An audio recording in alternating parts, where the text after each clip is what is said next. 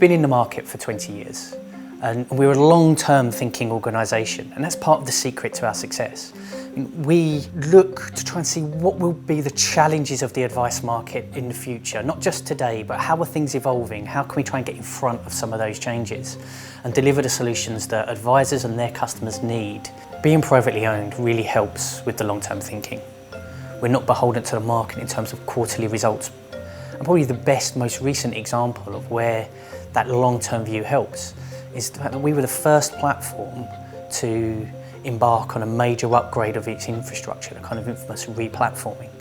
And actually we didn't try and race it through and get it done quickly to minimise our costs as some of our competitors have done. We took a long, steady approach, and advisors are now seeing the benefit of that. When it comes to new projects in FundsNetwork, we like to co-create with our clients.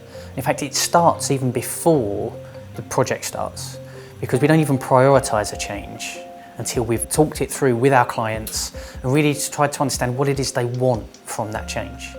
Our work on client reporting is a really good example of kind of the co-creation and collaboration we do with the advisors that use FundsNetwork. So we had feedback saying that our client reporting wasn't as good as it should be, and that it was an issue for advisors. But the first thing we did was go back to advisors and say, tell us what it is you want, what is good about sort of perhaps what our competitors do, but also what's missing, what is it you would like to see.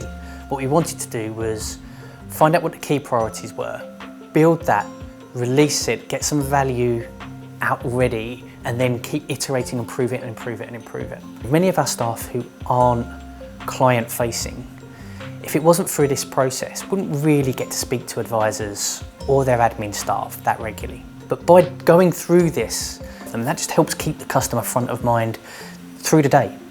FundsNetwork's really been on the journey over the last 4 or 5 years, really moving from what would previously have been described as a fund supermarket to a wrap platform. We've worked really hard to make sure that the journey is consistent across all of the different wrappers, but we've also added in a much wider range of instruments. So through the introduction of a stockbroking service, advisors and their clients can access a full range of exchange traded instruments. We've also added cash and cash accounts. So as with all other wraps, money comes onto the platform into a cash account. It goes from the cash account into the wrapper, can sit in cash in the wrapper or be invested. So we've completed that transformation.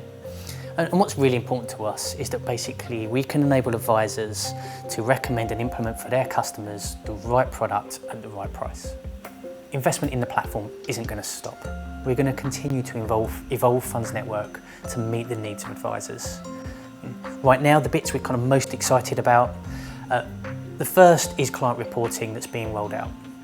And we've got a plan to keep improving that as we move forward. And again, that was a direct result of feedback from advisors, and that should make a big difference. We're also working on the improvements to our DFM capabilities so that we can support advisors and DFMs better when those services are used. Deaccumulation from the pension, phased drawdown, is another big thing on our agenda. And as that gets rolled out, again, that'll make a big difference to advisors. And then the final piece is kind of the usability and how easy it is to actually use FundsNetwork itself. And we've got a big programme of work carrying on through 2020 to ensure that we can react to all of the feedback we get around kind of the intuitiveness of the platform to make it just that simpler and simpler thing to use. So working in FundsNetwork right now is exciting. The hard work of the re-platforming is done, and that's given us a great foundation to build on. We're working on the obvious upgrades to the proposition that advisors have told us about. But we're working on more too. We're looking at how we can be more than just a platform that sits in a platform box and is sort of really adds value to advisors' businesses beyond just being that place that custodies clients' assets. And to do that, we're just going to keep listening. It's all about putting advisors and their customers at the heart of our business and really focusing outwards, understanding what those challenges are going to be, how the industry broadly is evolving. So I'd be a fool to say I know exactly where we're going to be in 2 years' time, because I don't know how those challenges are going to develop and evolve. What I can say is we're constantly monitoring them and we're making sure we can remain as flexible as possible so we can adapt as we need to.